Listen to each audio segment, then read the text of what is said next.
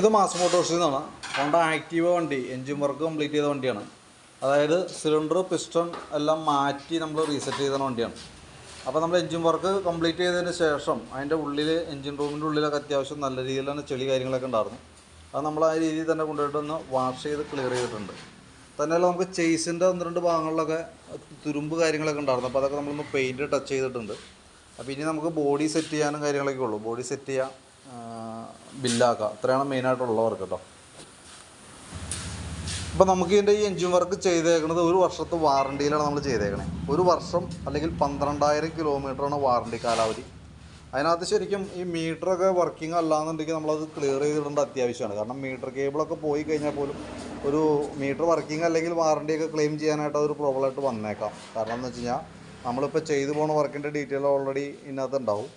അതിന് ശേഷം മീറ്റർ പ്രോപ്പറായിട്ട് വർക്ക് ചെയ്താൽ മാത്രമാണ് നമുക്ക് കിലോമീറ്ററിൻ്റെ അടിസ്ഥാനം കണക്ക് കൂട്ടാൻ പറ്റുള്ളൂ. അതല്ലെങ്കിൽ നമ്മൾ 1 വർഷം കാൽക്കുലേറ്റ് ചെയ്യുമ്പോഴത്തേക്ക് അതിൽ കൂടുതൽ ഓടിക്കഴിഞ്ഞാലും ഈ പ്രോബ്ലംസ് വന്നേക്കും കേട്ടോ. കാരണം എന്താ വെച്ചാൽ നമ്മളത് മീറ്റർ കിലോമീറ്ററിൻ്റെ അടിസ്ഥാനത്തിൽ വേണം നമുക്ക് അതിൻ്റെ എൻജിൻ ഓയിൽ കാര്യങ്ങളൊക്കെ കൃത്യമായിട്ട് മാറ്റാനായിട്ട്. അതുകൊണ്ട് കൂടിയാണ് കൃത്യമായിട്ട് നമ്മൾ അതിൻ്റെ മീറ്ററിൻ്റെ കേസൊക്കെ പ്രോപ്പറായിട്ട് വർക്കിംഗ് ആക്കി ഇടണം എന്ന് പറയേണ്ട കാരണം. അപ്പോൾ നമുക്ക് അതിനകത്ത് മാറ്റിയേക്കുന്ന പാർട്സുകൾ എന്ന് വെച്ചാൽ ഈ crank shaft, cylinder, piston kit എല്ലാം നമ്മൾ മാറ്റി റീസെറ്റ് ചെയ്തതാണ്. ഇപ്പോൾ ക്രാങ്ക് ഷാഫ്റ്റ് കംപ്ലയിൻ്റ് ആയിരുന്നു, നമ്മൾ മാറ്റി പുതിയതിട്ടുണ്ട്.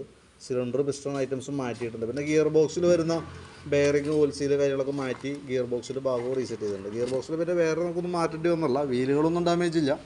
നമുക്കതിൻ്റെ ഓയിൽ സീലുകൾ, ഗിയർ ബോക്സ്, ഒരു ബെയറിങ് കംപ്ലയിൻ്റ് അത് മാറ്റി റെഡിയാക്കിയിട്ടുണ്ട്. ബാക്കിലെ ബ്രേക്സ് അടക്കം ചേഞ്ച് ചെയ്തിട്ടുണ്ട്.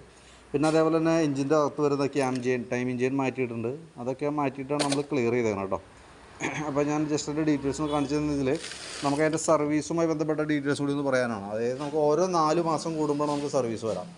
ഇതിപ്പോൾ നമുക്ക് ചെയ്തേക്കണം 9-ാം മാസമാണ്. അപ്പോൾ ജനുവരി 2026 ഫസ്റ്റ് സർവീസ് വരും. പിന്നെ വന്നത് മെയ് മാസമാണ് തന്നെ, പിന്നെ അടുത്ത സെപ്റ്റംബറിൽ. അങ്ങനെ 3 സർവീസാണ് നമുക്ക് വരാം. അതിനിടയിൽ ആദ്യത്തെ 1 മാസം കഴിയുമ്പോൾ അല്ലെങ്കിൽ 1000 കിലോമീറ്റർ കഴിയുമ്പോൾ നമ്മൾ വന്നിട്ട് അതിൻ്റെ ഓയിൽ മാറണം, അതിൻ്റെ ഫിൽറ്ററും ക്ലീൻ ചെയ്യണം. അതിൻ്റെ ഡീറ്റെയിൽ ആയിട്ട് അതിൻ്റെ ഡീറ്റെയിൽസ് നമ്മൾ കൃത്യമായിട്ട് എഴുതി ബില്ലിനകത്ത് പറഞ്ഞു തരാം. അപ്പോൾ അതും പ്രകാരം കൃത്യമായിട്ട് ഫോളോ ചെയ്യാം. അപ്പോൾ നമുക്കെന്ന് പറഞ്ഞാൽ വാറണ്ടി പീരീഡ് 1 കൊല്ലമാണെങ്കിലും നമുക്ക് ലൈഫ് ടൈം നമുക്ക് ഉപയോഗിക്കാൻ പറ്റുന്ന രീതിയിലാണ് നമ്മളിപ്പോൾ എൻജിൻ വർക്ക് ചെയ്തേക്കണേ. അതിന് നമ്മൾ ശ്രദ്ധിക്കേണ്ട കേസ് കറക്റ്റായിട്ടുള്ള പീരീഡിൽ സർവീസ് ചെയ്ത് പോവാം. അതുപോലെ തന്നെ എൻജിൻ ഓയിൽ 3000 കിലോമീറ്ററിൽ മാറ്റാം. അപ്പോൾ അതിൻ്റെ ഡീറ്റെയിൽസ് കൃത്യമായിട്ട് നമ്മൾ ഇവിടുന്ന് പറഞ്ഞു തരുന്നതാണ്. അപ്പോൾ വർക്ക് കംപ്ലീറ്റ് ആയിട്ടുണ്ട്. ബില്ലായി കഴിയുമ്പോൾ കോൺടാക്ട് ചെയ്യാം.